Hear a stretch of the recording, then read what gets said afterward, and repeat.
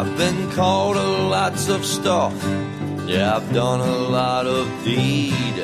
I've had it rough and tough. You know I've smoked a lot of weed. Mellow, don't you know?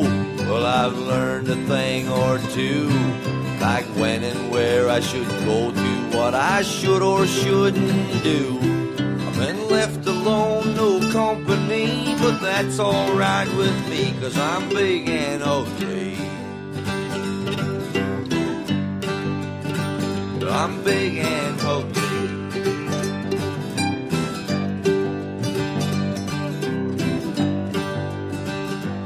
I'd like to let it grow, you know I'm talking about my beard. I'll have you all know that I know sometimes it might look weird, but I got a friend upstairs whom I'll keep confiding in. I know he's there 'cause when I knock he always lets me in. Brings me peace with what it is and what is not for me. To accept what I see, they're looking back at me as big and ugly. Big and ugly.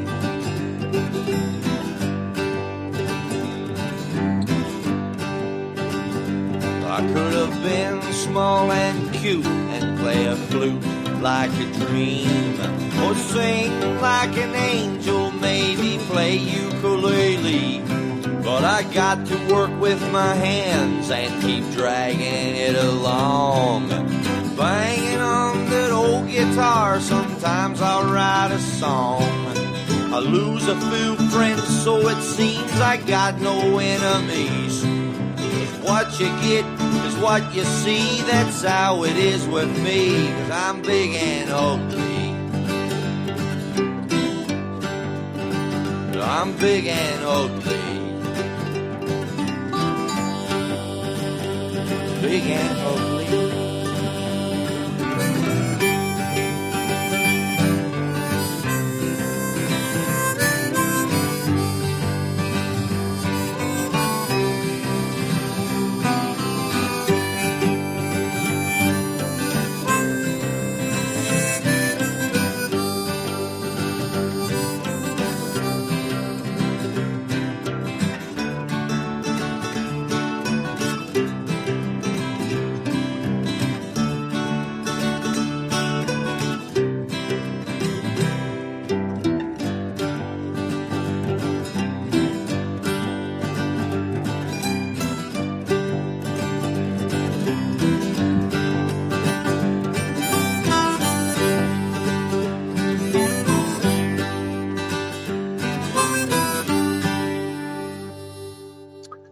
Hey guys, welcome back to the Big Uglies. It's your two hosts, Josh Denny, Carl Spitali, and yeah, we're here on a lovely little Friday, little 411 action. Welcome, thanks for joining us today. 411, the sequel. Wouldn't it be a prequel? 411. It's just yeah. Wouldn't it be great to make a 9/11 prequel film? Where it's just a bunch of like fucking Arabs in a meeting, just like, I brought the chips last time. You were supposed to bring the chips this time. It's just, bro. Who has time for the chips, bro? This is about death to infidel. Why do you care about snack? We care about this is Ramadan, my friend. I sent you a clip. Speaking of Seinfeld, I'm in the middle of a rewatch. I try to rewatch a favorite show I like every year. It usually bounces between Sopranos and Seinfeld are pretty regular in the rotation. And you and I had a back and forth today where I sent you a video of I told you something I told you something I think on the show where I was like, well, no, I don't know if it was on the podcast, but I remember I told you I'm like workshopping a bit about getting older. And I was like, you know how you make jokes like when you're in your 20s and your friends. This is a green room joke. This is you told me this in green room. Did I? Okay. So I was like, you know how in your early 20s you have those friends that get married right out of high school and then they have like a daughter. And you know how you always joke like in 18 years we're all going to fuck your daughter. And you were like, not at all. Yeah. Never once did we ever make those jokes ever. And I was like, it's like, we all make those jokes. You're like, no, dude, we've never made those jokes. And I don't know if you were doing a bit in telling me that you didn't make those kinds of jokes. But the premise I was working on is sort of like what happens now 20 years later when the kid's in college, and you made all these threats that you were going to fuck their kid. You know what I mean? Like now she's 18 and now they're like looking at you weird. So I find this episode of Seinfeld in season 7. And it's the episode where George and Susan are out to dinner with her cousins, her cousin and her husband. And he's like, so you're pregnant. You guys are second cousins. What does that make me? And they go, it makes you nothing. And he goes, so technically I could marry your daughter. And then he just stuffs his face with linguine or whatever. Yeah. And they're all looking at him like he's a fucking freak show. Like you looked at me in the green room that day when I pitched you this concept. Yeah, I was like, never. I was being totally sincere too. And I recorded the video and sent it to you. And I go, I guess I'm not the only one. And you were like, yeah, you are, George. I was like, I think I'm kind of a mixture of George's rage and Jerry's cynicism. But they wanted to say, I can fuck your daughter now type shit. But marrying is the TV appropriate. Yeah, it was the 90s. They were never gonna get away with that joke. But I was just like, that filled me with a little bit of peace of mind of knowing that like I might be a lunatic, but I'm the same kind of lunatic as Larry David because right. He must have made that same joke at some point. In 18 years, I could totally have intercourse with your daughter. And by the way, his daughter. I'm just saying, she'd be old enough. She could. We're not related, obviously. It's on the table. It's a possibility. No, I'm not going to do it, but the line though that George says, "What does that make me?" And they're like, "Nothing." It makes you nothing. Like, oh well, in that case, fuck your daughter. It's like, and then it's funny, so it's kind of funny because now Larry David's daughter is like almost 30, or she's maybe 30, and totally fuckable. So. Is That's she? probably. Oh yeah, you don't think Cassie David is fuckable? I don't even know who that is. You don't know who his daughter is? No, does she look like a? I imagine she looks like a Ben Shapiro or something. You're not that far off. She used to bang Pete Davidson's, but Okay. this is her right here, Cassie David. She's a comedy writer. She writes on different shows and stuff like that. Okay, That's her with Larry. pretty fuckable. Yeah, pretty good.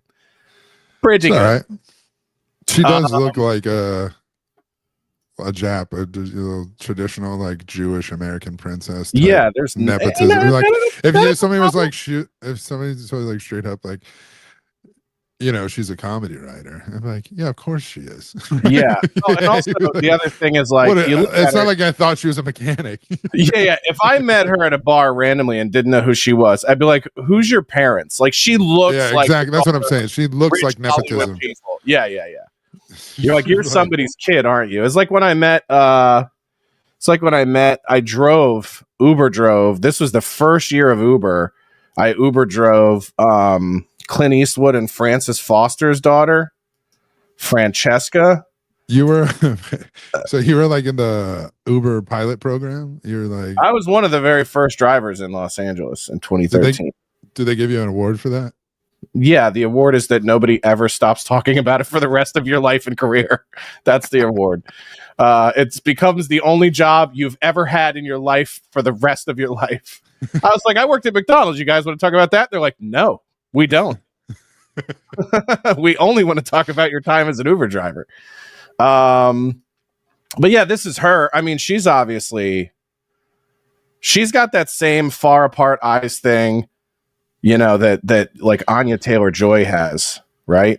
She has the more Amanda Seyfried bug eye action. Sort of, yeah. That's all fetal alcohol syndrome. Yeah, the funny thing was, I didn't know who she was.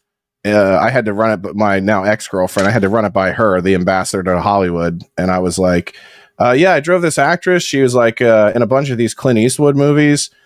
And her name was Francesca. And she's like, yeah, that's Francesca Eastwood. That's Clint's daughter. And I go, oh, that explains why when I dropped her off at her house, the gates were like the front of Jurassic Park. She's like, was he sitting on the lawn like fucking zipperheads? Clever girl. You know what I mean? He's just like he's waiting to see which brontosaurus eating pine cones off of a tree in her yard. So no, just saying that the since it's the early days of Uber, the concept of a stranger driving you there without, and it's not a car service. He had to be sitting on the front lawn like Gran Torino. Like. No, it wasn't that at all. First of all, she was not 21. I think she was 20. She was drinking underage at the Shore Bar. And you know it's a bad scene when you pull up and friends are carrying this girl to the car and you're like, oh God, no, please don't let that be my ride. And they were like, this is our friend. She just puked all the alcohol out, so you're good to go. You're going to take her to get some food, and then not you're good to go. Not good to go. I was like, and I literally had like a Squeak Scolari moment where like, if this bitch was 13 or 14 points less hot, I would not do this at all. But there is that part in your mind where you're like, well, this girl's definitely going to get raped and murdered if they throw her to the street, so I can't let that happen on my watch. Oh, now, a little Captain Sabaho action. Now, if it was some Blachiosaurus, I would have been like, you're on your own, lady. This is a problem with this is the risk you take when you drink in public. But you know, I'm not going to let this little snowflake go to, you know, be thrown to the wolves. So I drive her, is black girl vomit different? It has to be. Black girl's skin and hair is completely different. So have you ever think they're? Yeah, a couple. Their skin, it's thicker. It's so thick, much thicker. It's thicker. And so not even the context of like, well, you need to have thick skin for all that oppression. No, like literally physically. Yeah, and it's so funny is you say things like this, and we probably don't want to have Francesca Eastwood's face up while we're talking about the density of black women's skin. It's probably not a good PR look for her. But it's one of those things where people go like, how could you possibly say? And I go, you're so racist that you don't believe that this is true. Like I remember watching an episode of Ink Master one time on Spike TV back when that was a network, and they're trying to give tattoos with sidewalk chalk. Tattoos. Yeah, tattoo artists. He was like, I got the black guy, motherfucker. I'm gonna get eliminated, and everyone's like, why? And he's like, their skin is a fucking bitch to tattoo. It takes twice as long. It takes twice as much ink, and we don't have the time for me to do what this fucking challenge is on a black guy. And this one girl was like, that's so racist. Like, you can't say things like that. And then, like, Oliver Peck was like, this bitch don't know shit about shit because he's 100% right and he's doomed. And this is a heavy-set black dude. There's no fucking way he's getting this tattoo done on this guy in an hour. And full of, like, gravy and all type of shit. Yeah. But I imagine that vomit got to be different. Because I've never seen... Have you ever seen a black girl, like, puke? Like, I haven't. Like no, I don't know if they can. Yeah, so I'm kind of wondering, like, if you pulled up and there was a black girl and they just all go, first of all, she just puked it all out, it's fine. And like, nope. but it would also be like, what is it, like a steaming pile of Hennessy nearby that's like, oh, Crown Royal. Ugh. That's what the purple bag is for. It's to catch that nastiness. But yeah, I mean, and their hair feels like dead grass and leaves. I mean, listen, this is... Whoa. This is 13 minutes in. All right. Listen, no, I'm just saying, but I know these. Listen, you can only learn these Not all their hair. Hold on. Yes, some of them have wigs that are made from white girl hair. Or Indian. No. Some of them have really soft curls. Yeah, the ones that are a third black, right, Carl? That's your favorite kind. Listen, only a racist wouldn't know these things. That's my point. The fact that I know these things, that I'm boots on the ground, I can tell you how thick. Boots on the ground? I can tell you how thick and leathery the skin is. Storming the bitches of Normandy? Autumn-like their hair feels like rolling around in leaves in your parents' backyard in Massachusetts in November. I only know these things because I'm not racist. Do you understand? If I were racist, I wouldn't have the furthest idea of what a black woman's hair and skin feels like. That's why the liberal chicks are obsessed with touching their hair. Black people's hair? Yeah. And they're like, oh my God, it's so nice. They're like, oh, these white women, they just want to touch our hair and stuff. It was just like, Yeah, because the actual racists don't want to even see your hair, let alone touch your hair. They don't even want to be in the same building. That should be a compliment. If he was just like, your hair is beautiful. Do you mind if I touch it? And they'd be like, fuck ass white lady, bitch. You're like, all right, well, she tried. That's so funny. Yeah, but yeah, you can, The vomit from them has got to be. I can't imagine that. Yeah, I have like a projectile vomit. Francesca Eastwood did not puke in my car, just so that people can remember. I like clicking back. She did wreck some Taco Bell in the back seat, and then when she saw what a mess she made in the back seat of my car, she gave me $100 cash tip, which I was like, "That's really nice."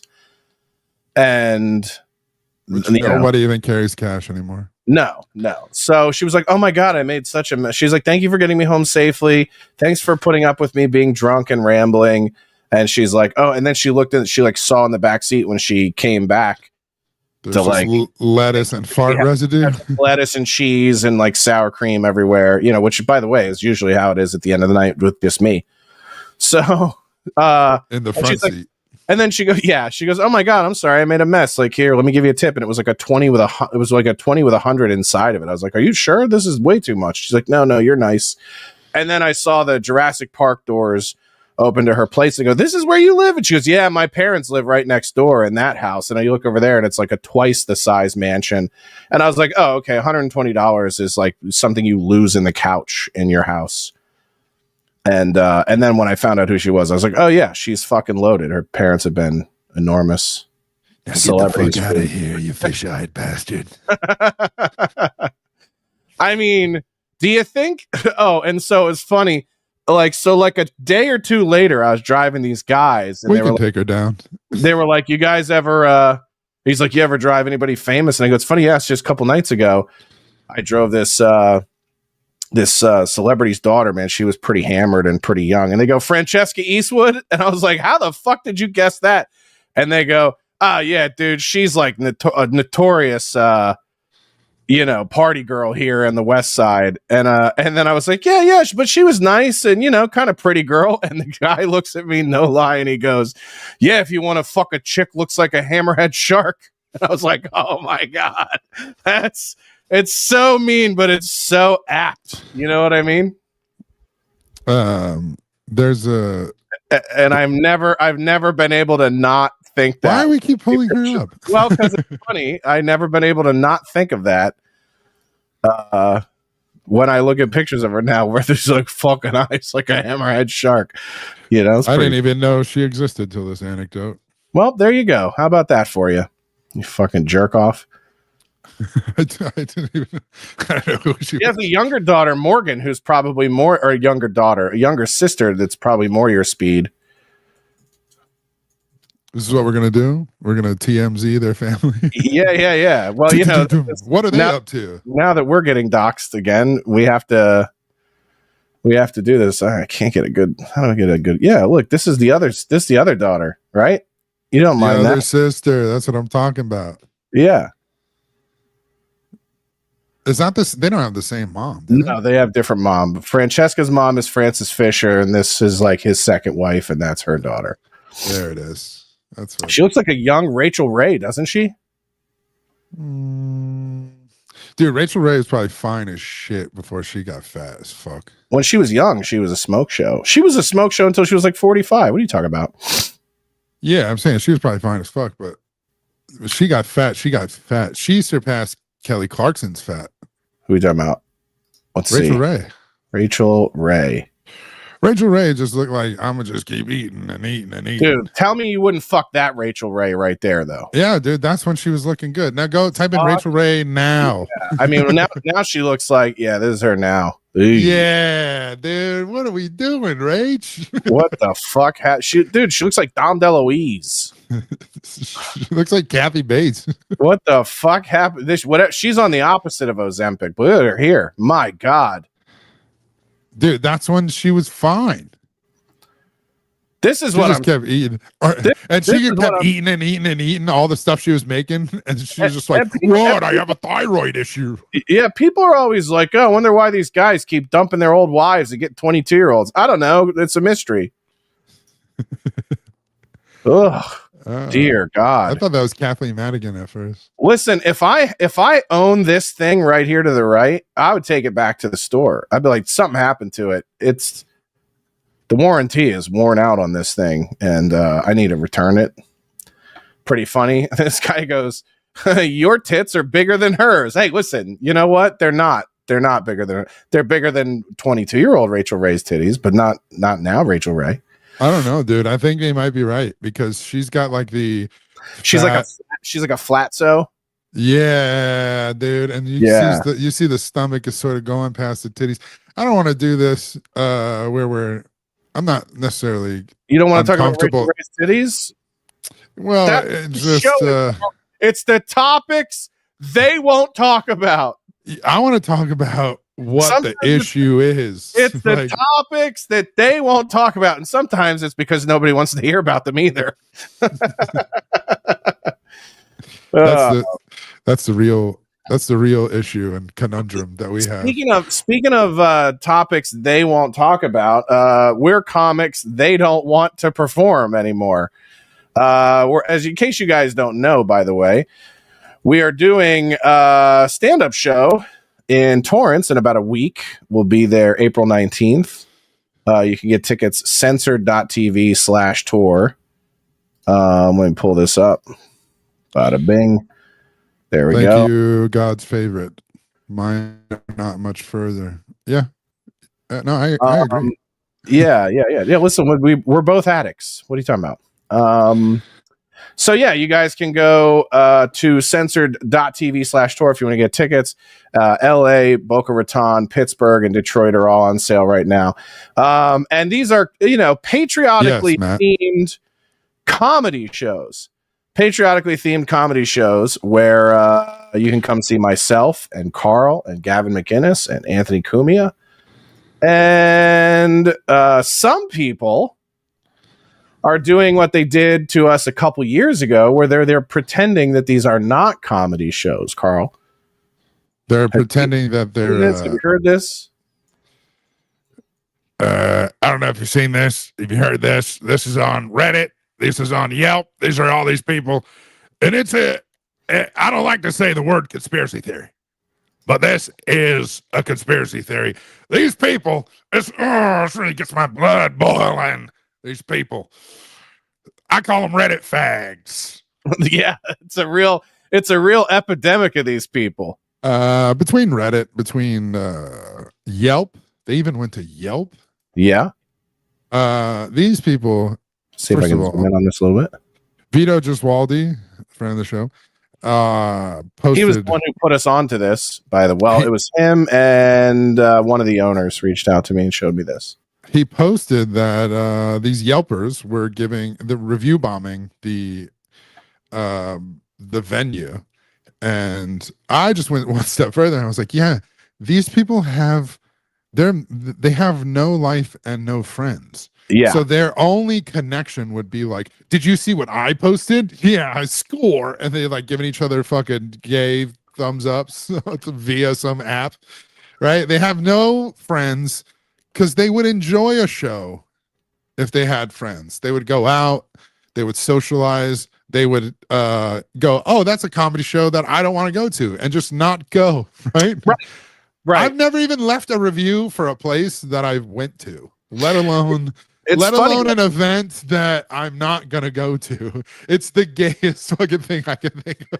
Yeah, the idea that you would review bomb a place that's having an event you wouldn't like. They have like drag queen story hours supposedly at a lot of different places in LA. I've never thought like, let me go in and review bomb. Let me go in and negative review this place that's having a political thing that I don't care for. I don't give a shit. It's not on my radar. It's just like, and this is what I think is so funny is people like to call, conservatives, modern conservatives or libertarians like to call us fascists. But it's like, this is fascist. Going, I don't like it. It shouldn't exist. That's fascist. with us having the mentality of like, yeah, there's all kind of like weird gay shit and shit that's like religions I don't believe in or agree with or whatever that happen around the city all the time. I don't spend any amount of time on it. Cuts into my eating. You know what I mean? It's Like, just how am I going to maintain all this tubbiness if I'm paying attention to everybody else's shit? Well, it's just the whole change the channel thing. It's just like I couldn't just sit there and watch a show that was absolutely garbage and just go like, man, this show sucks. And then this show sucks. And like, just change the channel. Right? Don't watch it. Just don't consume it. So it's so funny. They're organizing protest. They're like, it's a Proud Boys event. Like, they're going to be really disappointed when they show up and it's a bunch of like young to middle-aged couples who are there to see a comedy show. Like, our audience is not any different than the audience we had for Adam Carolla's shows a month ago. Yeah. And there's actually, I was surprised at a lot of young Latino dudes, right? Like young Mexican. They were like, I don't know, 25-year-old. Well, Mexican that's what's so funny is that people don't realize that if you go to the Proud Boys chapters in California and Florida, they keep calling them white supremacy groups. Like, if you go through the comments here, they're referring to the Proud Boys as a white supremacy group. The Proud Boys in Florida and California, and probably Texas too, are mostly Mexicans. So what are you going to do? Show up and protest a bunch of Mexicans there to drink beers and laugh about their wives? Like, this is fucking insane. And what's annoying about this is like, it's just lying. And this is the thing that, like, this is where the Venn diagram of like our trolls and leftists, and this is why we call our trolls leftists. It's the same thing. It's like, at some point, you're lying so much that I would have to be fucking insane to even address it, to even pretend that there's any semblance of reality in this. So I've had like fake, emails come in from like concerned old lady citizens who are like, I'm very concerned about Mr. McGinnis. They don't even know how to spell his fucking name. Coming to our city. And I'm like, Mr. McGinnis has been in your city for multiple times over the past 3 years, and you didn't even know about it then, and you wouldn't have known about it now unless you spent time on faggot Reddit. But isn't even belonging to a group just gay? Yes. Like to be like, I think that was the whole thing. It wasn't Proud Boys even a joke to begin with. Well, like, the whole thing was born. This is what people don't understand. The whole thing was born, and you can watch the video of this. There's a video of Dante Nero and Gavin talking about creating the Proud Boys. But it was the idea that was like, other than like the Moose Lodge and the Elks Club and the VFWs, there weren't like any men's drinking clubs that have been modernized, anything new. And then there was also Gavin being like, I also think it'd be fun to have like a gang of street toughs, like, and saying it like sarcastically and gay. And then I think Dante was the one who came up with the idea of like, and no jerking off either. And he was like, yeah. And it was like, the whole thing started as like a drunken comedy podcast think tank idea. And then what happened was these guys started, Gavin's friends with like Ann Coulter and was friends with Ben Shapiro for a long time. I think still is. And these people were starting to do talks and Antifa and people were showing up, protesting and getting violent with these people. So Proud Boys started showing up and protecting these speakers from being attacked. And Proud Boys are blue collar dudes, patriotic Americans. A lot of them are ex-veterans. And they're going to win if there's a physical altercation between faggots from Reddit and guys who are ex-Marines. Who is your money on? You know what I mean? And this is but the fact that there was like, what if we just all started a club? It was like, you don't have friends to go like bowling with, you fucking goofies. Like, I just don't, either club, I don't care what side of the aisle you're on, I think is just gay. I just think like, wouldn't it be great if we had a group that we could drink together? I was like, you mean friends? Yeah. Don't you have those? Yeah. Well, you don't have a fucking 9-to-5 or a 9-to-9, and you don't have a wife and family. So you have all the time in the world to spend with your friends. Real men who have real jobs don't. Yeah, but I'm not saying you have to have spend time by appointment. Yeah, I'm not even saying that, but like, even like my friends that have families and shit, like it's still like they're still my friends, and you would just have to plan more, right? You just have to be like, all right, cool, next Saturday we'll do this. Yeah, and that's no different than what these guys do. Uh, But it's so fun, and then you just go, well, it's being billed as a comedy. Well, it's being billed as a comedy event because it is a comedy event. So, naturally they took to review bombing the venue. They've messaged city council and everything, and they're just getting shut down everywhere because people are just tired of this shit. They're just like, all right, faggot. Yeah, send your letters, send your emails, complain. Show's gonna happen. yeah, so they We're gonna have a good time. bombed the venue, and the Yelp filter kicked in where it's just like, okay, this is an increase of people that clearly have never been there, so we shut down all comments and stuff. And that's a Yelp thing, right? Because I did see the owner, Harry, go into the comments and just start roasting people back, and I thought that was hilarious. Oh that yeah, people, yeah. that people would just start saying shit, and he would just roast them back, and then eventually Yelp was like, "Okay, we got it from here." But it's not like they went out of their ways to be like, "Yelp, can you do something?" Like they didn't care. Like, a lot of businesses were like, "Oh no, they're review bombing our place." It's like these people act like just because it worked for Netflix and Amy Schumer that somehow they're going to follow the same model, and just like these conservative trolls are review bombing. It's like, no, people just gave you a thumbs down, right, or 1-star rating, and they think that it's some algorithm that they've now trumped and figured it out. They're like, guys, if we just give them a review on here, it'll just be like what Amy Schumer said. And like, that's not what happened in that case. People legitimately saw her special and it didn't like it, so they gave her 1 star. And then Netflix went and changed the entire voting system.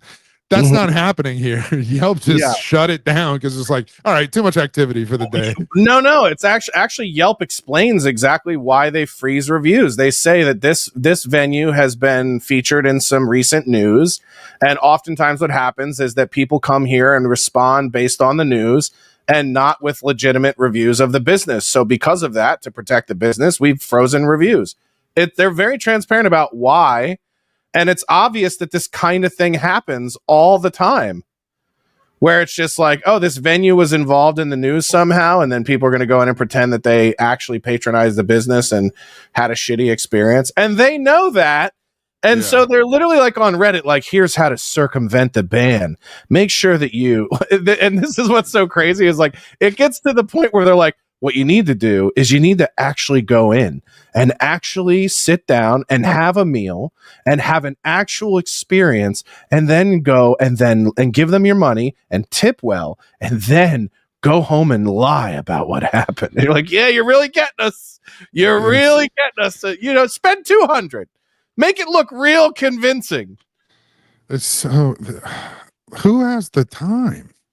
Like, if they were like, it's also very hypocritical to be like, these motherfuckers ain't got to go there and like waste their time. It's like, don't these people they should have real jobs like the rest of us, and then they want to like waste their time doing this shit. It's just like, do you really have a job? Do you really have a life? Because it doesn't seem like you do. No. It seems like you have no life and you're getting off on bullshit. Where are we at here? Let's see. No, we're still talking about the gays. Well, I don't know if they're gay, but they're certainly fags. I did have this conversation with Brandon Strock the other day, because I'm doing a walkaway event with him on the 27th in Beverly Hills. And speaking at that, which by the way, you're welcome to join if you want to come to that. Is Jesse Lee Peterson going to be there? Because that's what I fucking hope so. I hope we get Jesse Lee Peterson out to the show on Saturday. Dude, that it's gonna be a real who's who. I'll let Jesse Lee Peterson I'll give Jesse Lee Peterson your set time. Your time and my time. I'll let Jesse bump everybody. Jesse can bump Kumia. Jesse is fucking great. I would love to have him out to the shows. But yeah, Yeah, you know who I would this want to on the Brandon, show. who is gay, and was like, I'm gay, but I'm not that much of a faggot. Right. You know who I'd love on the show. Obviously. Fleece Johnson. On a stand-up show? Why are you trying to get Fleeth on? Because he could just sit there. Even on here, dude, just telling those stories. I have questions. First of all, if we had Fleece Johnson, let me show you what I would look like if we had Fleece Johnson on the podcast. And this visual bit will really work for people who listen to the audio version of the podcast.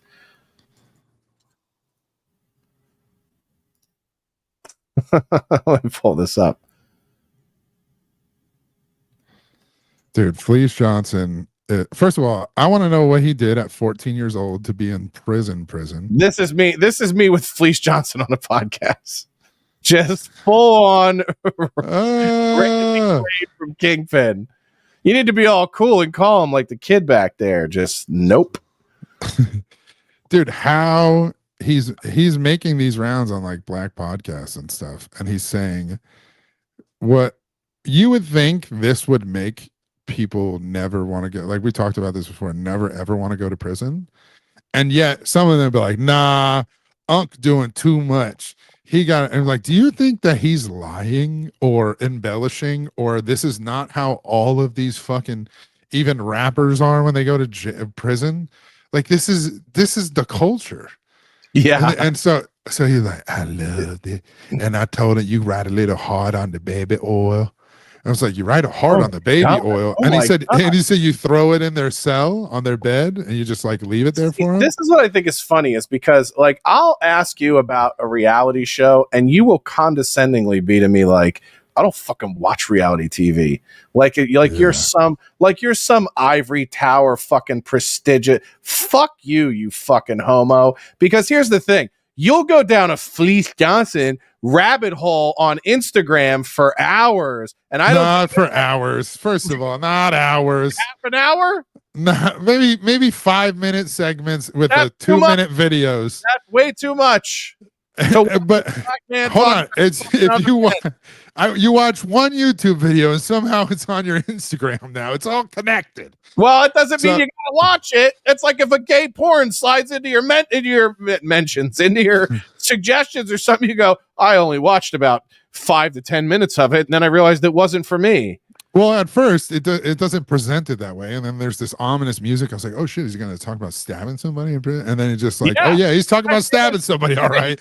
Yeah, this motherfucker is talking about, it is so good. And when somebody fought in front of you and it's juicy, that means they open. I'm like, this is a world I don't want to know about. And yet can't look away from. It's a car accident. Yeah. It's a train wreck you can't look away from. Fleece Johnson, booty warrior. So the reason that he started watching these videos and why it's prevalent now is because he's out of prison. And this is the same guy that the Boondocks drew as a character years ago. And I thought people were like, this is a real person. But see, I thought that was just a joke from the Boondocks. And I didn't know that the Boondocks saw him on like an episode of Scared Straight or one of them things, or Lockup. It was Lockup. And then so the creators of Boondocks just drew him and, did a parody of that and spoofed him. But that is a real guy. And the fact that he's out now and he's just on podcasts and be like, you know what? He's married to a woman and he's just on podcasts. He's just on podcasts talking about, vagina this, vagina that. But you know what Absolutely I miss? Not. I miss booty. And you're like, oh my God, dude, you're out. Yeah. We only were doing that when we were in prison. Or like, what if I brought you a guy to fuck right now? It's like, yeah, that would be fantastic. It's like the most disgusting version of Leon Phelps. Yes. Yeah, the man's man. Which I think they did do a Leon Phelps, the man's man, where he was like trying to rebrand or something. Yeah, that's pretty much it right there. It's all the fault of the Wang. I should just cut this thing off. Leon, you're not going to cut it off. You're right. That's the most ridiculous shit I've ever said in my life. Hey, I heard it. You know, I like Grease. I'm like, Grease? Jesus Christ. Like the John Travolta film? He's like, nah. Nah.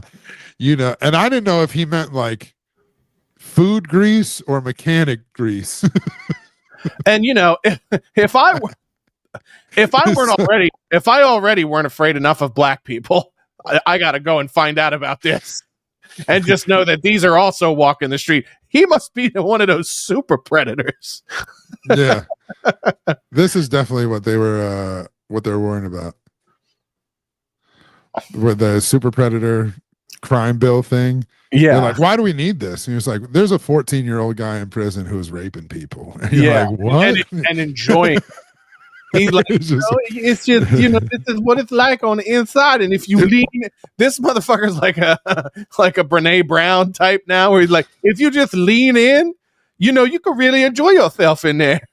It's like, no. The problem is now, you're right. I've gone down this rabbit hole where I've seen too many of these videos. I know. So, dude, just bust out can I just tell you about the most fucked up one? Conversations. One of the most fucked up ones is where he talks about debt in prison and how debt works and like leverage and shit. And he was like, so this one cat owed me a lot of money. I got it. Hold on, I got it. We're not gonna. You found it? I found it. There's probably several of them, but I think it's this one. Sometimes, I'm putting all this out of here positive. How do I get it louder? I'm trying to glorify. Come on, turn the volume up, TikTok. What the fuck is this?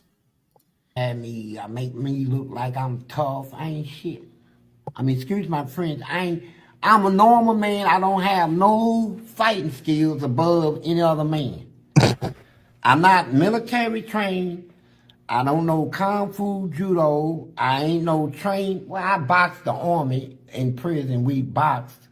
We used to box for camel, and I didn't lose. But at the same time, my hands ain't all of that, right?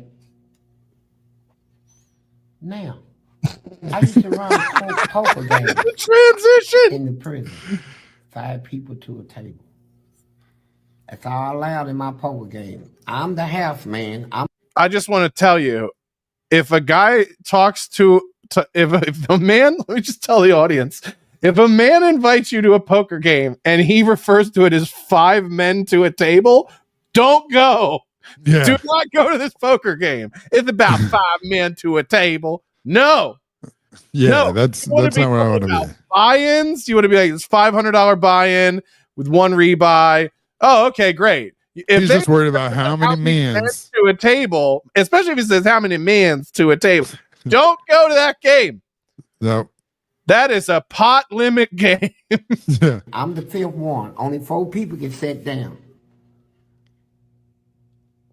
And let me tell you what happened. The memory is going through his mind right now. Man. Is he on the shitter? I used to win so much money in prison. It's a lot of money in prison.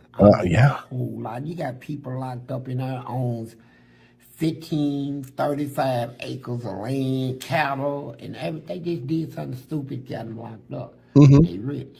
Mm-hmm. And they was the ones at my poker table. Mm-hmm. And I was smashing them. And then one particular day, this dude sat at my table. He was from Louisville. Oh, Louisville. Okay. Gangster. Real gangster. He okay. Went through the neighborhood shooting people. Wow. One of them types. Sell dope. Screw everybody's his best friends, girlfriends, wives, and he was rotten. And he Did you say riding or rotten? At my table. Okay. Just let him tell everybody else I waved off. I want to deal with him. I've been hearing about his reputation and stuff, right? So I say, man, what's up with my money? He said, can I talk to you? I said, yeah. If it's about paying me, yes, you can. He took a deep breath. He said, I'm staring at him like, I want my money. I ain't with all this deal making and my money, man. I said, what's up with my money? He said, now remember, he's a gangster. He's the one that's been out there shooting all them people out there in the streets in Louisville. Just, showing out. Got all the drugs and all that. Baller. He asked me, do you want this? I said, want what? He pat his ass.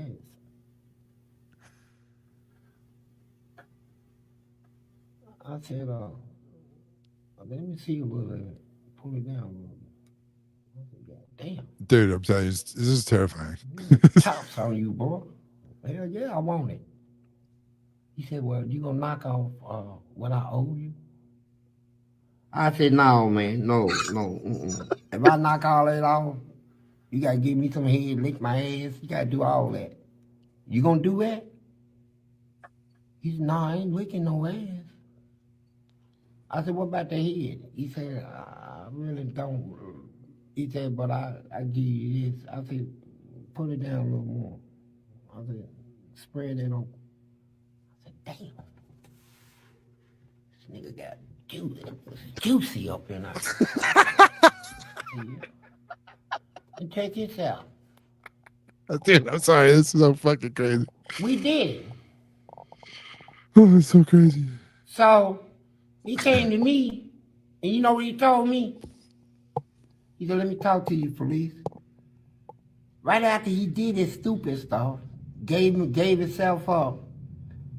But I think it was the next day, his family, whoever his family was, done sent him a lot of money, man.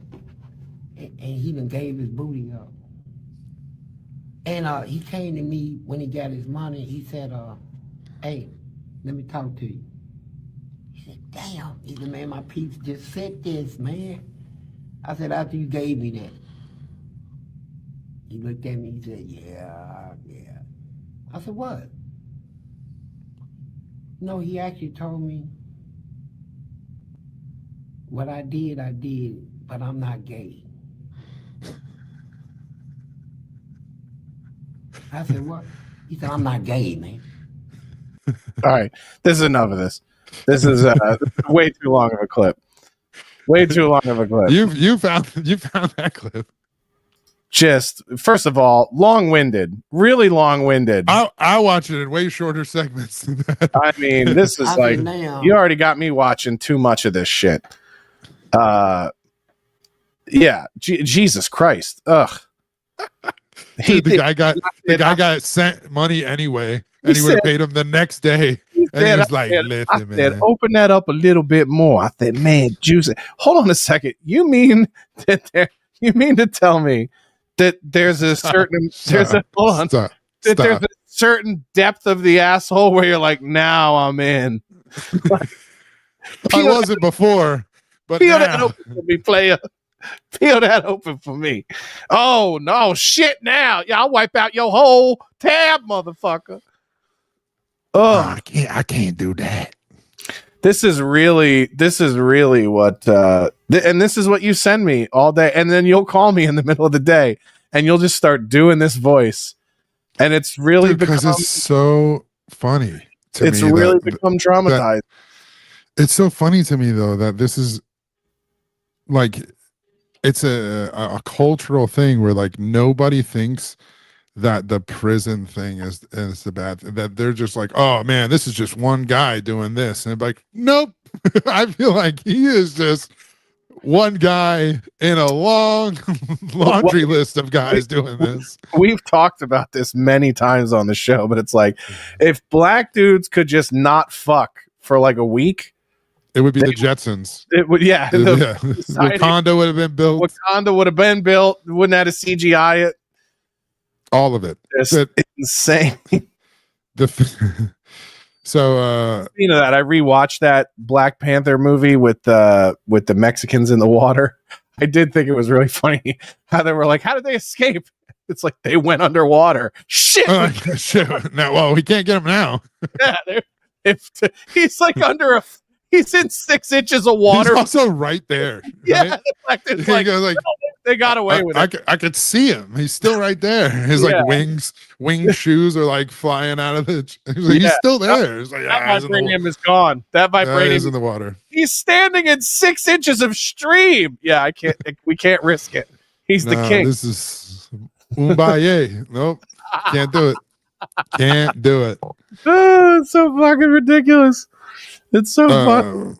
You know. So you watch Felice Johnson, and I watch reality TV. And one of the shows that, if you watch my last special, Goliath, you can check it out. It's on YouTube. It's on X. You hear me talk about this show all the time, Love on the Spectrum. Now, you've recently gotten into this because we're single guys, and you can't date women in 2025 in Los Angeles, and this show doesn't come up. In some form or another. In some capacity. And most of them watch it like crazy. We're talking about Love on the Spectrum. I watch it. Can I tell you why I've watched it so far? Because I've told you about it incessantly. That, and I need to make sure. Oh yeah, the chicks I'm dating are not retarded. I'm like borderline going like, damn. I'm gonna spoil this for you. They all are retarded. Dude, I watch it and I'm just like, she's got so-and-so's got some tendencies.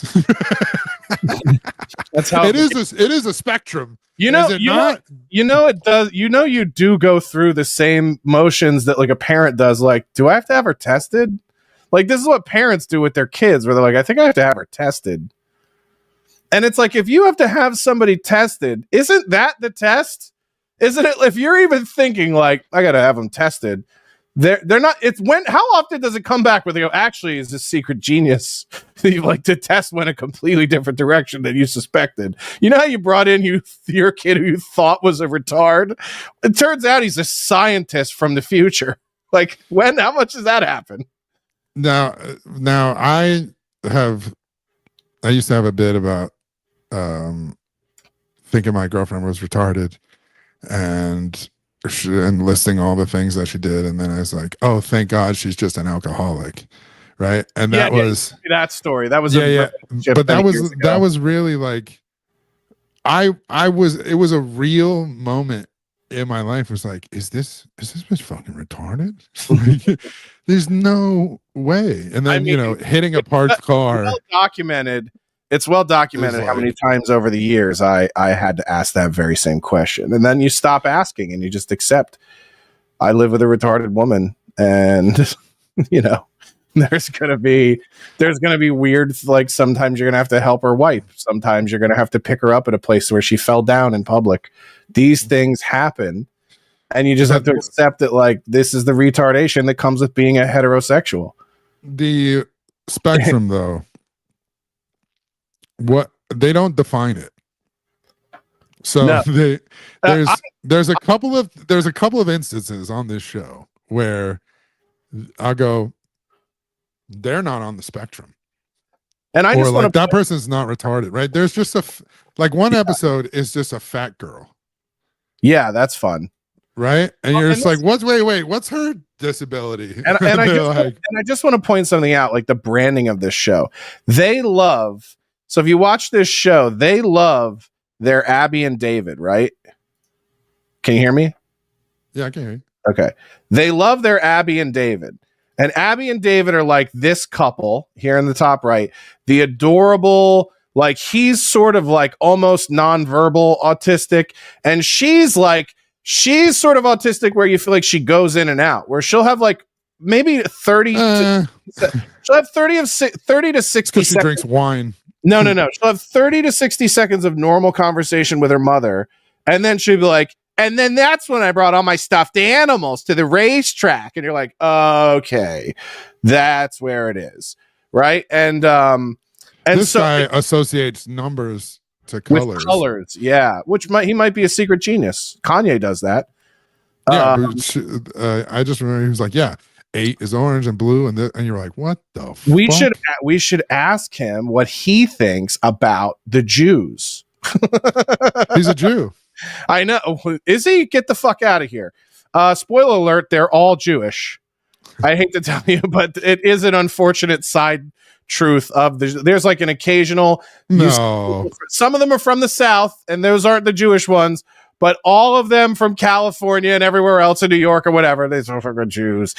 Sorry to tell you, but it's probably from the inbreeding.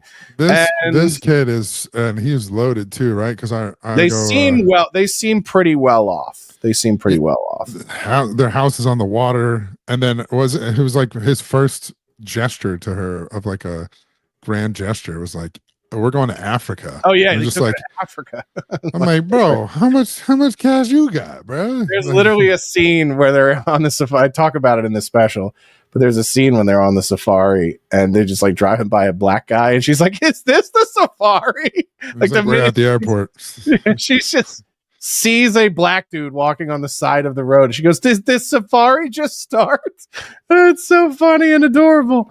Because they mean it's they're so honest, right? Yes, they just whatever pops in their head, it's just coming out. It. This guy, the old guy is not on the show anymore, which is kind of heartbreaking because he really was like the sweetest old man. This guy on the left, what was his name? Dave. I don't know. I think you heard Shane talk about him or whatever. The old man was really nice, but he was almost just like too sad. But it's funny when you say like the girls in Los Angeles watch the show and they'll bring it up in conversation all the time. Like, "Oh my God, I love the show." Mm-hmm. They love when they're young, right? So they go, "Oh my God, Tanner is so cute. Like it's really endearing. It's cute." I texted you something. Yeah, this is Tanner. You know, this is like, "Oh my God, it's so cute. It's so cute." Tanner. And he's so polite. He's super polite. Yeah. Well, all the girls like him. He's so polite and nice and stuff. And then they cut to James, right? Yeah, and he's 37. Or James 36. is this one on the left. Yeah, and he's 36, and all of them are just like, he bothers me. I go, "Oh, because he's not young, like a pet." He also has the most difficult to deal with kind of autism, which is where like he wears sandals all the time, which is a problem. No, it's just that like all of his of course, obviously, of course, yes, of course, obviously, yes, of course, and you're like, okay, I get it, buddy. Yeah. It's like, so the rest of them have you can kind of like pinpoint it. That's why it's a spectrum, because you're just like, "What type of autism do you have?" Yeah. What type of autism do you have? Yeah. And they'll kind of say it. Like they have like names for it. Yeah. His is just like, I wear sandals and talk funny.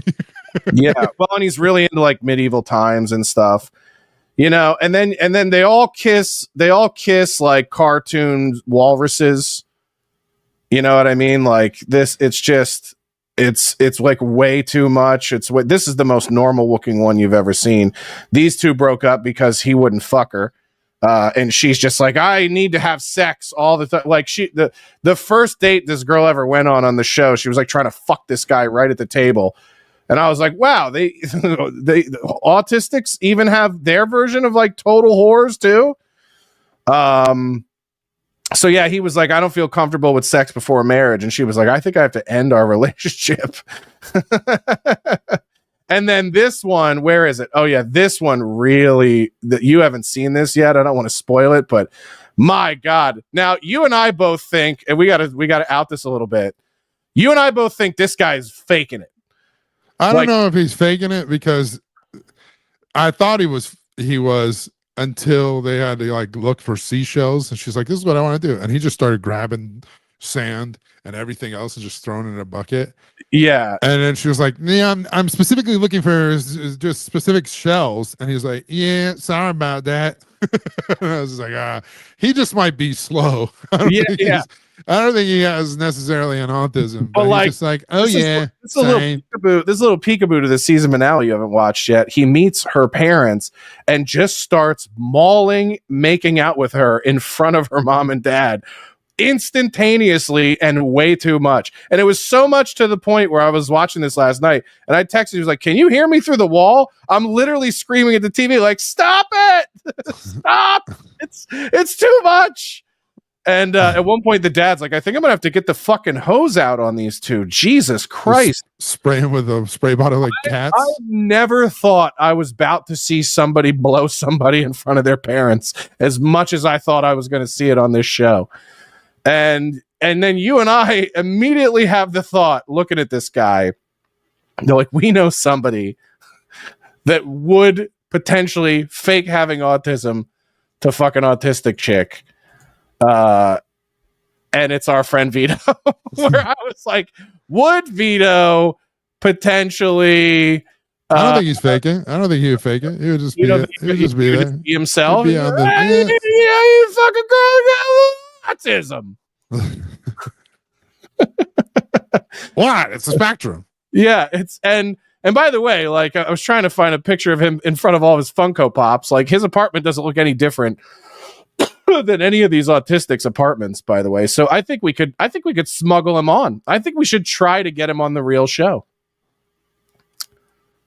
I don't know when they film it. There's like an in between lull period. Yeah, I just think we just go, listen, our friend Vito, we'd like to submit him. Yeah, that's how it has to work, though, right? Somebody else has to submit you, I think. Yeah, because it's not like they're signing up. Yeah, no, they're not signing themselves up. But yeah, I mean, you know, and some of them are really. Would it be great? Oh yeah. Yeah, well, some of them are real. Some of them are real sweet. Like Tanner is real sweet. But I do think it's funny because even with how sweet they are sometimes, they still have their moments where like they'll look at a girl and be like, what the fuck are you? Like, I love that there are still moments with as sweet as like Tanner is, he'll still look at some of these women like, you're too fucking retarded for me. Yeah. We'd just be friends. Be friends. Yeah. We'd just be friends. Imagine being friend zoned by a guy who just learned shoe tying. That's he's got slip-ons, so he's like Velcro shoes. Did you see him meet Jack Black? Yeah. Oh my God. I thought he was gonna have sex with him. I thought he was gonna make out with him right on the show. No, I didn't. Dude, he's like trapped in like a 4-year-old's mind. Or yeah, but he's like a 40-year-old man with a fucking hog on him. Why are you obsessed with how big this retard dick is? Yeah, because there's got to be the blood's got to go somewhere, and it didn't make it to the brain. I don't know. His sister name is Midge. So no sound? Can you hear it? It's playing sound on my end. Oh, hold on. There we go. Oh, there it goes. Thank you for letting me have the job at the Sheraton Hotel, and thank you for being kind and patient. And thank you for showing me how to be independent, Mr. Rick. Well, I appreciate it. Thank you. Thank you. This is his boss, guy who owns the hotel he works at. I love it. Let's welcome back to the show Tanner and his sister Midge. Y'all give it up. Yeah. Well, it's great to see both of you again. Tanner, you've been busy since the last time I saw you. So what's been happening? I've been working at the Sheraton Hotel. I've gone to Mexico. I've gone to Thailand. I've gone to California. My sister Taylor got married, and I was a groomsman. Yep. Yeah. It's so good. Yeah. That's awesome. I heard that you're also visiting classrooms, right? Yes, ma'am. Yeah. What are you doing with the classrooms? I've been reading books in some teachers' classes. That's amazing. What do you teach them about? I taught them about stimming. So stimming is a thing what people with autism do to help them feel calmed and focused. So, like, let me show you the stimming I used to do. I used to flap my hands like this while I was a little boy and make the squealing sound. And look, what the stimming you can do with your fingers. See? Yeah. See? Yep. He used to do that. Yeah, I used to do that. And he had all 80 of my first graders just like locked in on him. It was amazing. Oh yeah. No question, she's a first grade teacher. You know what I mean? Like, isn't it? She spends time with a first grader all the time. So. Yeah, this is like that movie Jack with Robin Williams. But you don't think this kid has a piece? I think he's got a piece on him. Why? I don't. That's not even a thought of mine. Oh, it's a thought of mine. I was Why? Somewhere. Well, it's why. Why do you look at it and just go, man? I wonder how big that retard's dick is. You know why I like it? Here's why I like it. I'm going to tell you why. Because it's justice. I like For that. what? Because God took his brain. And I think if God takes your brain, he should give you a piece, right? That was the deal he made with the blacks. So if this kid don't have a piece, he got fucked. He got fucked in the deal, right? I like to think that he has this meaty hog that he just clubs women over the head with. Yeah, no, some people are just blessed in both ways, and they have brains and bronze. Well, and then let me know when you find one over there, fucking Sasquatch. You're looking at him, Jack. Oh 80 of them. I can't get 20. Yeah. If I put you in a battle of wits with Tanner, I'll put my money on Tanner. Tanner probably remembers the shit he reads and watches. I was gonna say that's hard. Yeah, I was like, that's hard to get kids to pay attention. I know. To rally them. So you're on the new season of Love on This. Black Yeah, here. there we I go. still cannot wait to meet you in person, but I'm on the road with a Minecraft movie right now. But luckily, I have insane ninja kung fu powers, which means I can come through these doors, and I'm gonna see you right now when I come through these doors.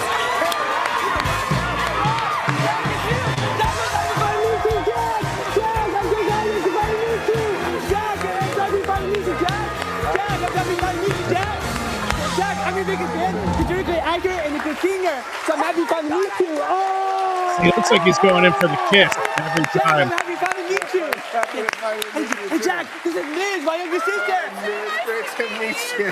Liz, I'm so glad we're finally meeting you, Jack. You're here. Oh my gosh. I can't. I'm finally meeting you. Right, and so I guess my point is like people go, why do people enjoy this show? I'll tell you why people enjoy this show. Because it's nice to see human beings not be miserable pieces of shit all the time. It's nice to see human beings that actually get real, genuine joy meeting people or doing things or experiencing things. And, I think when you watch the show, you get it's like a real look at like unadulterated joy. You know what I mean? It's like when people go like, why are kids opening toys on the internet like such a big YouTube phenomenon or whatever? Isn't there like a kid who opens toys on YouTube? He makes like fucking $20 million a month or something. Yeah, I only heard about that because he's in like posters and shit at Target. Like they sell now. He has like toys, that he lines sells of toys. Yeah, that's inevitable. Yeah. But it's like people are starved for seeing this kind of stuff, like real joy. And it's like, yeah, man, you can create this in your own life. You can just not be a miserable sack of shit and actually enjoy things and not spend time. This goes back to what we were talking about with the trolls and trying to shut shows down of comedians they don't like. It's like, why don't you just spend time with the things you enjoy instead of just focusing on so much negativity? Well, and the other thing, I mean, not to be devil's advocate for these trolls, they will say that that's what they enjoy. That's their joy. Mm-hmm. Their joy is the misery of others or hating others or just going out of their ways to stop the things that they don't like, that don't harm anyone. Right? That's their joy. Sure. Yeah. But that's only a devil's advocate thing. I know they're still faggots. I'm not justifying their behavior. Sure. Yeah. In any sort of way. But I do think it's funny though that like even with autism, some of them are still kind of cunts. Like the one Danny who broke up with the Don because he wouldn't have sex with her, and then there was the other one, Michael, who we love, who's from the very first OG show, and he went on a speed date, and the girl's like, "Yeah, I don't own a TV," and he goes, "Oh, that sucks." And she's like, "Yeah, well, I'm a single mom. I just raised my kids, and that's all my time." And he goes, "Oh, what's that like?" It's like he just can't. He has like no filter at all. They don't have filters though. No, it's great. It's like it's actually kind of nice because you're just like it's a little refreshing to be like. That's the only thing I enjoy about the show is you kind of notice the filters that everybody has in everyday life. Oh, sure, yeah. You're like, oh, I would never say that. And I go, well, that retard's saying it right now to their face. Yeah. It's like, it's like in the episode of Seinfeld. God, it's like that's in that so episode of awful. Seinfeld when the girl has the bad nose and they're like, let's just have Kramer over and he'll say something. Yeah, and he exactly. goes, you're as pretty as all those other girls. You just need a nose job. And everyone's like, oh my God. Yeah, and she went and got a nose job though. Right? Yeah. Sometimes the retards will help you notice. Yeah, exactly. Exactly. Speaking of on the spectrum. Yeah. Do the segue. Let's see you do the segue. You said that you watched the whole Dave Smith Doug Murray thing. Doug Murray debate thing. Yeah, Dougie Murr. Do you want to sort of dive into the whole expert analysis? Like that's what he was so mad. Well, they were sort of there. Doug, I mean, if people haven't watched it yet, which I'm assuming, so many people. It's funny. I say this and I open up X and the first thing I have is Tripoli going, Douglas Murray is walking funny today after the ass drilling the internet has given him over 24 hours. I definitely think he's taken more shit from people on the internet than he particularly lost the debate with Dave. Like they got together to sort of debate Israel-Palestine. And the problem is that it almost was not that. It was almost, the debate became sort of like the value of expertise just in general as a concept. And I just remember over and over again, Dave just kept going, yeah, but what's your argument about that? Like, I don't understand why you're this idea that you're praising authority or this appealing to authority, because that is the same thing that I said. And I know Dave Smith was on record saying, and you and other people, that when COVID happened, everybody was all this trust the science, experts say, every article came out was experts say this. You're like, who the fuck are the experts and who is checking the experts? And there's this like idea that nobody has access to the same thing a doctor has or anybody has. Like they act like books are something that only the certain elites can read, or only, you can't read an NIH study, or you're like, oh, what are you, too stupid to like? Or you couldn't possibly interpret the data of the way a real academic could, Yeah, and it's just this idea is like, well, a lot of academics are trained with that authority complex, and I've said this before about authoritarianism. Yeah. I think I told you when I used to be on NLO way back in the day, I used to argue with Melton about this all the time because I was like a corporate director and he's like, yeah, I have an MBA. I know as much as you do. And I go, no, you don't. Like, what you learned in a fucking classroom. You never had a job. You never actually worked in the field with people. You never had to apply any of the theories that you were taught. It's not the same. And so the academic class very much has this idea of like, diplomacy is credential, and it's like it's equivalent to learned or lived experience, and COVID was a great testament to the fact that it's very much not. Yeah, because they shit on everybody who was like, everybody who didn't want, and the irony being, especially California, it used to be the land of hippies, it used to be the land of don't trust pharma and stuff, and then when COVID happened, it was the 180 that people were like, I wouldn't do anything without the permission of the government, without the permission of big pharma. If they say like some made up, one of the first people I was just making sure like 6 feet apart. What the fuck are you talking about? It's an airborne virus. If it's this bad, why would 15 feet wouldn't even do it justice? Like, what are you guys talking about? And they had all these silly made, and then obviously 3-4 years later, we find out that, oh yeah, we just made all that stuff up.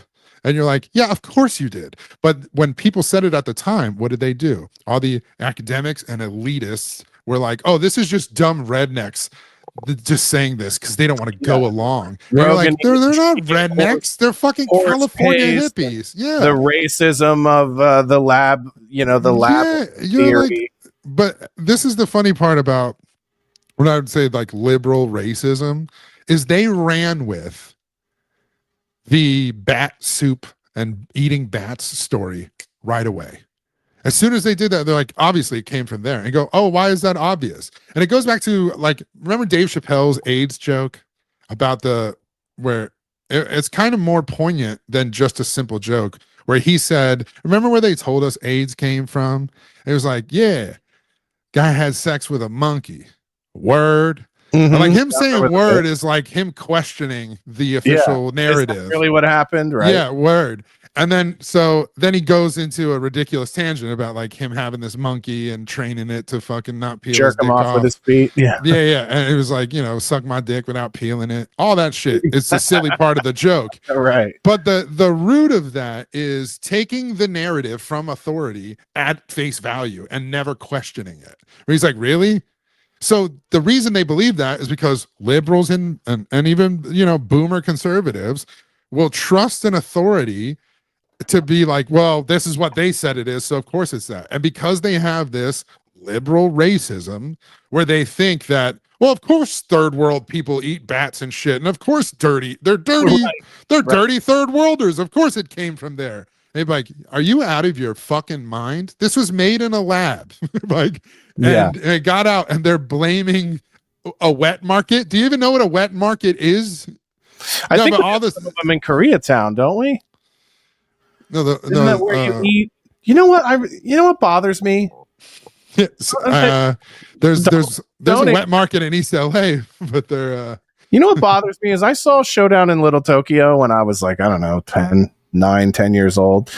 And I remember like being like, Los Angeles, yeah, it's like a real underbelly of gooky organized crime. And if you ever move there, you're going to have to become friends with Dolph Lundgren, and you're going to go to parties where you eat sushi off of naked Japanese women. I've lived here for 15 years. I've never been invited to one of those parties. When I get the sushi naked Japanese women sushi party, when do I get to do that?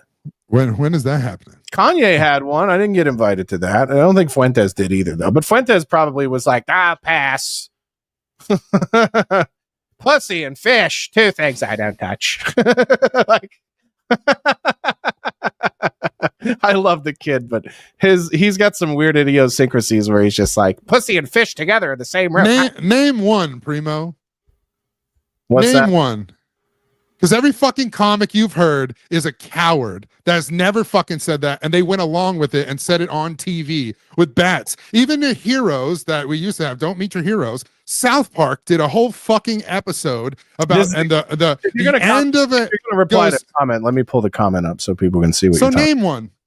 Name one. A dozen comics do this. Liberals thinking they eat bats are the real racists. I don't think anybody's done it as a bit, but I think I've heard people say it on podcasts. Yeah, name one.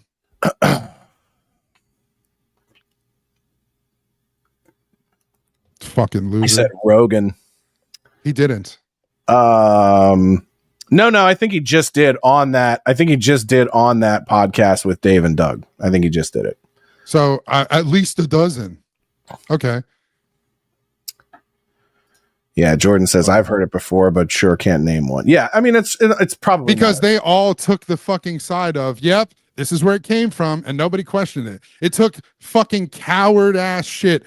How long did it take Jon Stewart to come out 2.5 years later before the lab leak theory? And it was like, it's called the Wuhan lab. I got my fucking accounts banned. But here's hold on a second though. Here's another thing that's kind of dumb. I just kind of want to point this out. Like every thought that people have in conversation isn't going to be an original thought. You guys sit here and like, first of all, I just want to point out to you, all the trolls in the chat are regurgitating the same 3-4 things that another podcaster has been saying about me for 12 to 14 years. And you fucking faggots have the audacity to be in the chat like, these aren't all original thoughts. Nothing you say is an original thought. Not a thing. Look at your Yelp reviews. Is an original thought. Look at your fucking Reddit bombs and shit, you fucking homos. None of it is original. None of it, so yeah, inevitably, and this is the crazy thing, when you're talking about what the truth is, more than one person is probably going to be onto it. It's just, and it's not so much about like who gets there first.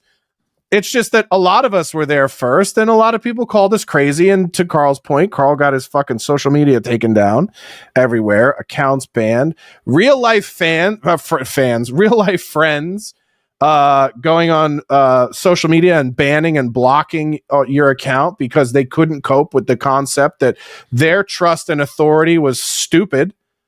Yeah, and that they were had. These people would rather die than admit that they were had. Yeah, I mean, and that's like a really stupid, foolish pride. I mean, you don't have to sync with the ship, and that's kind of what it felt like in some degree. Douglas, to pull it back in, Douglas Murray was kind of doing a little bit of that on the thing of saying like, well, Rogan, you have this platform, you have a responsibility to sort of like not let people come on and just say their opinion. And Joe and Dave very much disagreed. And I think what Murray's frustration was, and I tried to talk about this on X and sort of articulate this in a way that I thought people might resonate with. But basically what he was mad at was the idea that people would rather listen to podcasters and comedians share honest opinions because their facts have been outed as dishonest. Like the things you're presenting as factual information turn out not only to not be factual, but to be outright lies. And so people would rather listen to a Dave Smith, or the few people that listen to us would rather hear us share our honest opinions about things rather than come from some hierarchy of expertise and probably be wrong anyway. I mean, I've literally sat in the doctor's office and watched a doctor fucking Google symptoms of something my ex was dealing with. She came home from a vacation and had like these horrible bites all over her legs and stuff. And and we're at UCLA Medical, and the doctors were like, I don't know, bed bugs. And I go, yeah, that would make sense if all of the girls had them because they stayed in the same hotel room. She's the only one who has them. And I was like, so they're literally sitting there Googling like bites. And I'm like, okay, first of all, expert. Aren't you a doctor? I mean, like, I haven't, this is my first time at UCLA Medical, but I can tell you, I spent 3 hours while she was flying back from the third world vacation trying to figure out what the bites were. And they're likely sand flea bites. If you look at them, I mean, like anyone with the fucking internet and a phone could do this. By the way, how much is this bill going to cost? And one of the things I hate about modern medicine, why I am the healthcare system in America needs to be drastically raped and overhauled, is because of that. It's like you can go into a place and there's this credentialism. And then the other thing is like, imagine taking your car to a mechanic and they misdiagnose your entire problem. They go, you need a new engine. And then you go, well, I'm not gonna get the new engine today. I'd like to get a second opinion from another mechanic. And then they go, okay, well, we're gonna charge you for that new engine.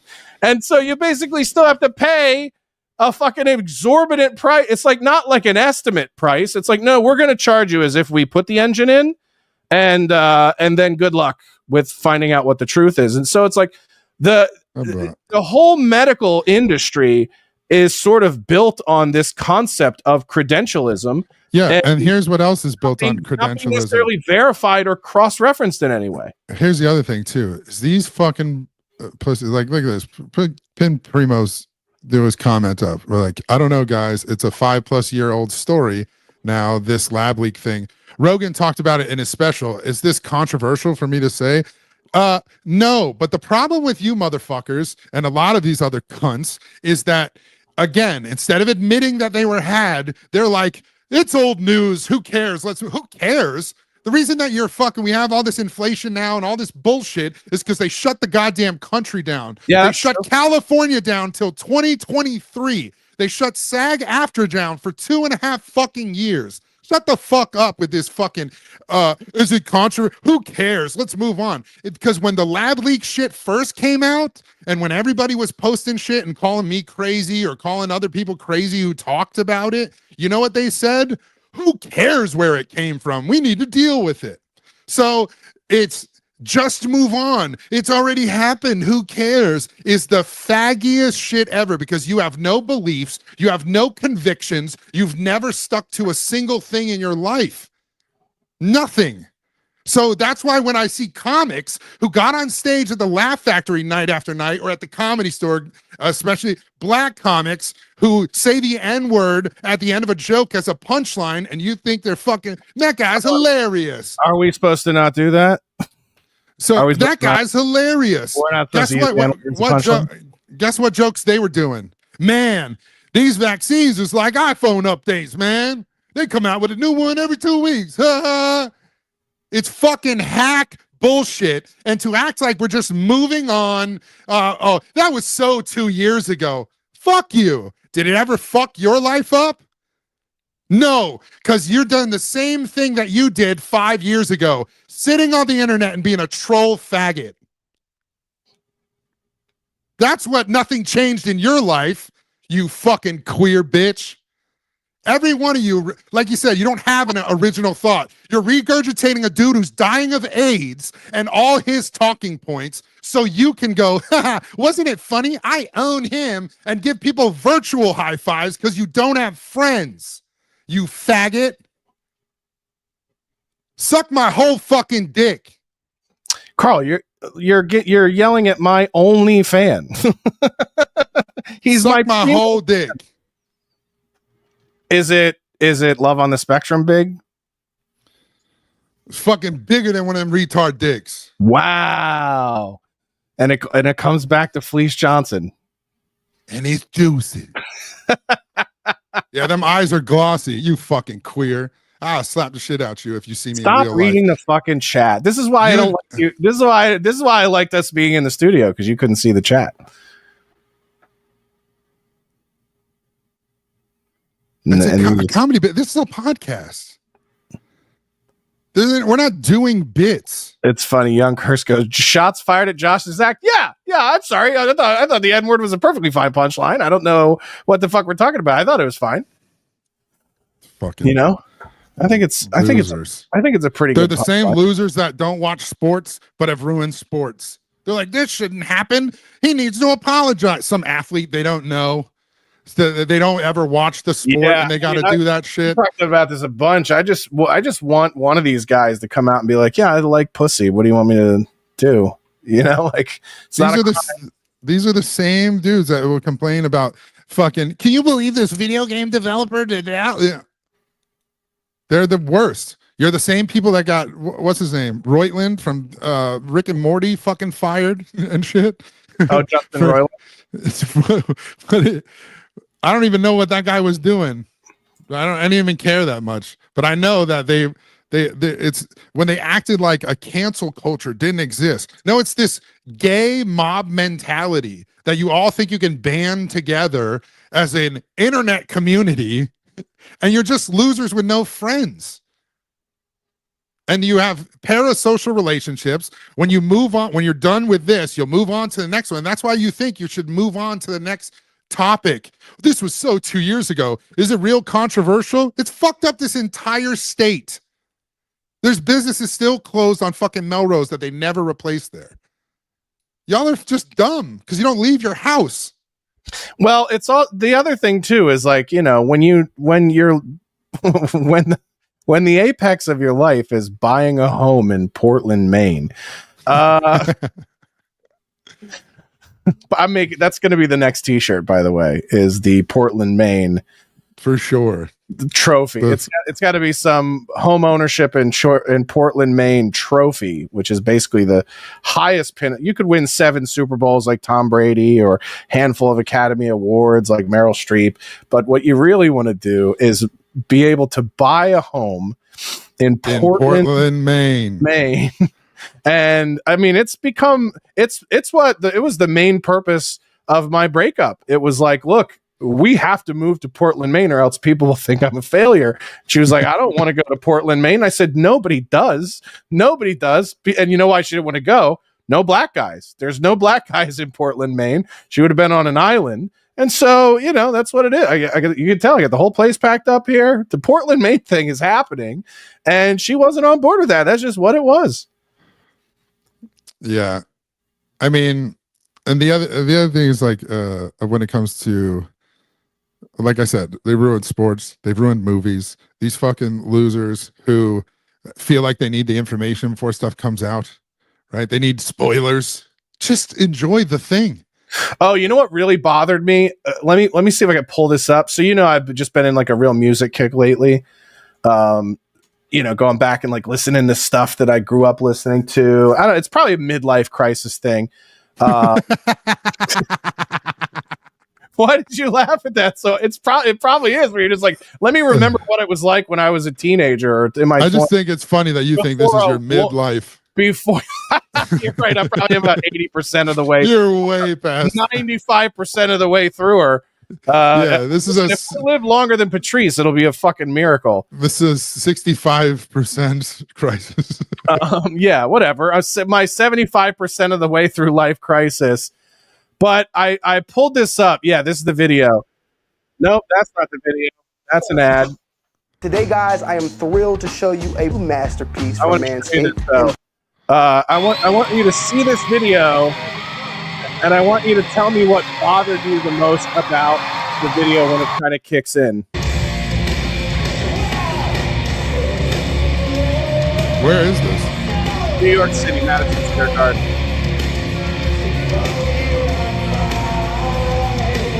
This is at the same angle, so it's not as obvious. But what sticks out to you? Let me see if I can find the actual angle, because the better angle will highlight what I was talking about. Nobody cares about whatever this fucking. I keep getting these notifications on my thing. But basically, what I was going to say, I don't know if I can find this, but it bothered me because the minute that the show kicks off, everyone's phone is out. Everyone's fucking phone is out, and I'm like, you're watching a band that has been around since 1994. Okay. Like, but people don't understand about Deftones. And I know I talked about them last show, but it's like, this band has been around since 1994. These guys got signed when they were like 20-year-old kids by fucking Madonna's label. They do a show in Los Angeles. They randomly get scouted by somebody from Madonna's label. Madonna's label signs like 3 artists. One of them is Candlebox, and one of them is Deftones. And then they go on to lose their bass player to like a horrific car accident, in a coma for several years. They make 9 fucking records. They're this incredible live band experience. And you got to get Instagram reels. You spent $150 to go to this fucking show. Like, you know what was the furthest thing from our fucking minds when we were kids going to shows all the time? Recording it. I hope somebody films this. Yeah, it was like there were so many times where we were driving home and we're like, we didn't get any pictures. And I remember like my friend Knutson and I tell my friend Waltz, like, what are we, faggots? Like, of course we didn't take pictures. We're not girls. Well, there's also this thing that you ever see people all the time. They're just like, my memory is just so bad and stuff. I go, because you never try to remember anything. You don't practice using it. You just film and record and take pictures of all of it and look at it later. That's not even practicing your memory. You're not even enjoying the thing in the moment. Yeah, it was. I just remember like flipping through, because I've been watching live concert videos. When my YouTube just goes, right? Like, I'll put on a podcast in the background. I'll be doing stuff. I'll be exercising and doing whatever, eating. And eating counts as exercise, right? And then it will just like, it'll kick over, or I'll fall asleep, take a nap. It'll kick over and it'll just start playing videos. And I remember waking up to this Deftones New York City video, and it was like the opening of Be Quiet and Drive, which is what they're opening the tour with now. And the minute that it kicks on, it's just phones in the air. And I was like, what are you doing? And people yelled at Millie Bobby Brown like 6 months ago or a year ago for yelling at kids at like some convention she did. She's like, put your phones away. Actually experience your life. And it's a funny irony too, because like these kids, it's Coachella weekend this weekend, right? So everybody's like, they're paying $500 a day for these tickets. It's like, seriously, like a package. I think it's like $850 for a 3-day thing, and that's to get like a 3-day. Yeah, and that's just a GA thing. That's stand in the desert. It's gonna be triple digits this weekend too. Yeah, it's gonna be like 110 out there. the wildest part to me is, though, you go, well, that's what festivals cost, and we want to pay for experiences and not for material things. And go, hey, dumb fuck, festivals used to be 10 times less money, right? You got more bang for your buck. It was like $60 at the most. Yeah. Right? You know, it's like $20 a day. I remember fucking Nirvana got mad when they found out that Madonna was charging $45 for tickets, and they're like, what? That's out of this world. If you charge $45 for a ticket now, it's crazy. Because they'd be like, nobody's making money. It was like, why? Because you wouldn't have a show without iHeartRadio and all the corporate fucking bullshit that you put into this show. Like, because everybody's got to get their nut off of it. It's like the value in which you're receiving is not the experience you think that you're getting. You're getting way less of an experience, and they're overcharging you. It's like, dude, because Coachella used to be a bunch of indie bands and acts that you didn't know. Yeah, and a couple of 2010 was Radiohead closed it in 2010. It was a couple of headliners that you had to see, and then everybody else is just like people you didn't know, and you want to check out new music and all this. Now it's like nothing but headliners, so you got to pay $800. It's like the most retarded way to gauge I'm paying for an experience ever. It's like you're getting ripped off. Yeah, I mean, you know, and it was just crazy. It's just crazy to watch people watch bands that have been able to survive and do it since I was in high school. And it's just like, to me, it's so it would be like getting to watch, I don't know, like it'd be like going to the Rolling Stones or something and being like, let me just have my phone out and like, what is this, your job? What are you, a music journalist? Like, this is something that you may never get to see again, you know? And it's like, to me, it's like, I cherish. Nobody goes back and rewatches those videos anyway. I cherish my concert going memories more than any, like my concert going memories are probably second only to my stand-up show memories. And I cherish them so much, and so much so that because it was like my memories with friends, with buddies of mine that I don't even really talk to anymore, right? And this time in my life that was so much fun and so exciting, and it was like this newness. And the idea of like phoning in, experiencing that, to me is just so they think they're paying for it too. Yeah, it's like oh man, we'll get these wristbands that light up and we'll do it. And you're like, I mean, it makes me wonder, like, you take your phone out and film every time you eat pussy? But they do. No, they don't. That's how OnlyFans is even a thing now. Oh my God, you're right. Ugh.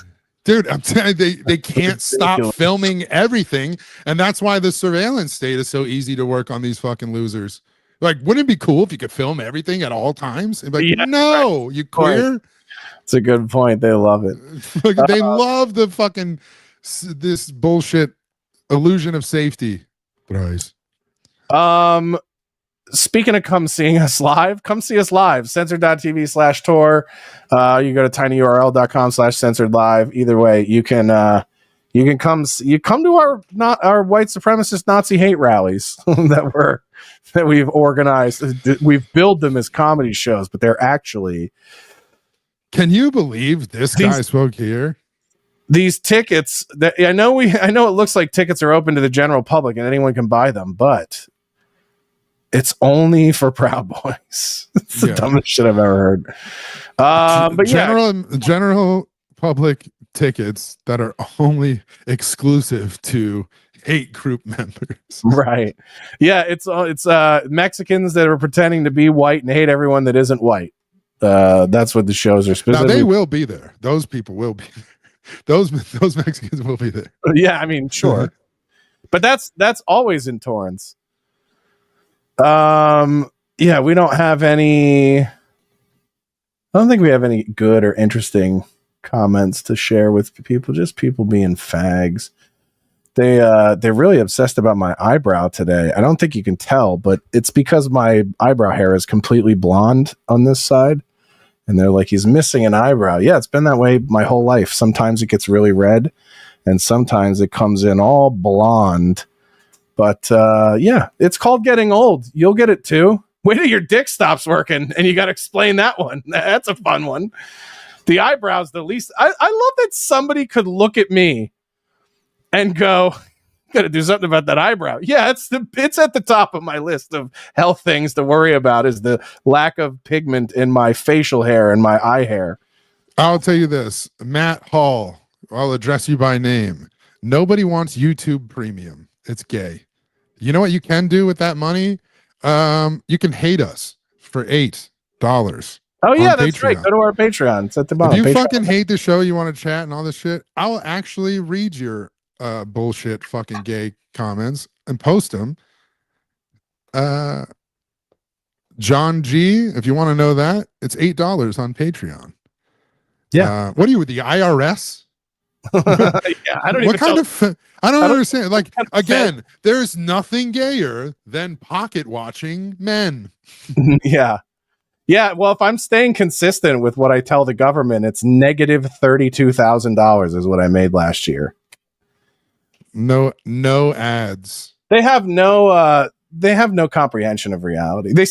I don't watch YouTube enough to be like, oh man, I got to get these ads out of here. You guys seriously watch YouTube like that? Like all the time? It's what I think. What's really funny to me is I can't wait to find out how they figure out how I still pay for this place after my ex moved out and she was paying all the bills. What are the theories? What are the, yeah, right? She got tired of footing the bill. She got tired of being the breadwinner. The bitch don't know how to win bread or make bread or take it out of a bag and use it to make a sandwich. Apple Music has every song. It's $10 a month. And it's music. I don't need. Don't know videos. How you survive this one. I don't know how you survive. This will really throw you for a loop. Don't you think I'd be thinner if I was struggling financially and couldn't afford to eat? Don't you think that would start to show a little bit? Yeah. Well, none of these. I thought you guys would have original thoughts. You guys, we give you an opportunity, and this is what we do. Now you're going to tell me you like Spotify better. Just admit you're a fan. Yeah,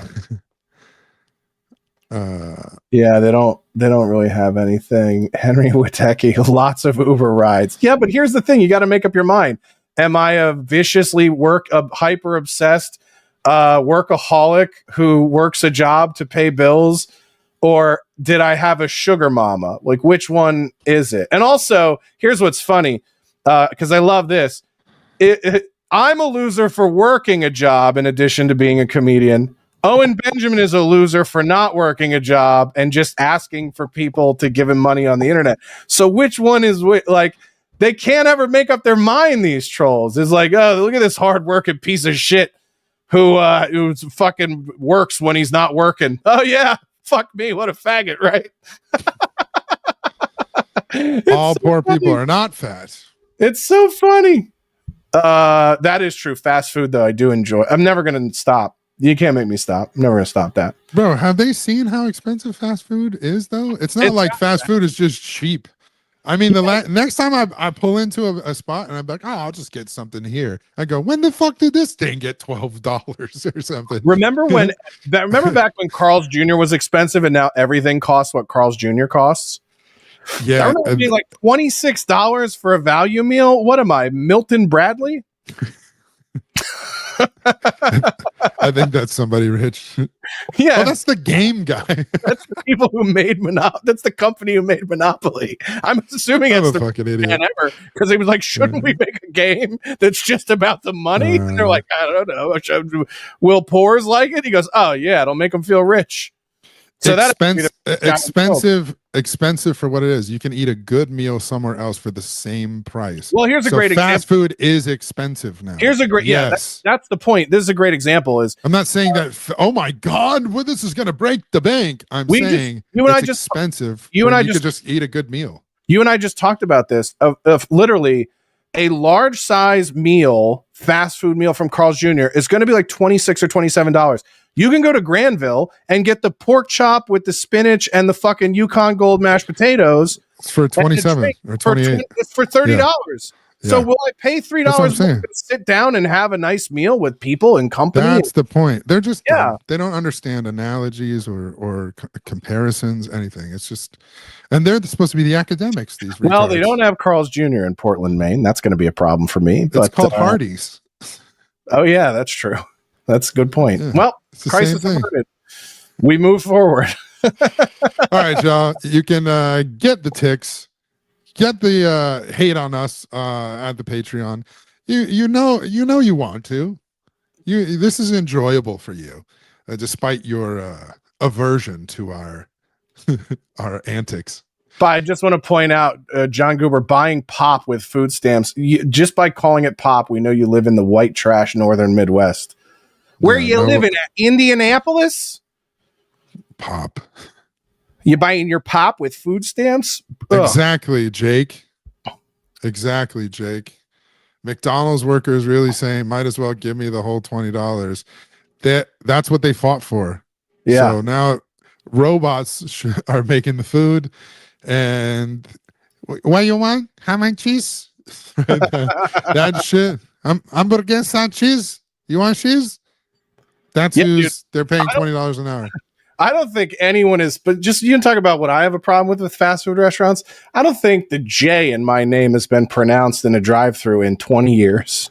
Order for yours? Yosh? Order for yours? By the way, if you and I are together, you never let it go. You're always like, Mr. Yoshua? Oh, for Yosh? This Yeah. is Yosh? Mr. Yosh. All right, y'all. I'm gonna go and it's not a show unless we have a Carl rant. We handled eyebrow gate. People was like on a fucking eyebrow gate. So gay. It's so gay. Hey, some of the hair on that man's face is blonde. Is anyone going to do anything about this? Imagine inspecting the face of another man. Thanks for being in the chat, Fleece. They're a bunch of Fleece Johnsons. Hey, man, if they look juicy. We'll see you next week, guys. Go watch Biggest Problem in the Universe.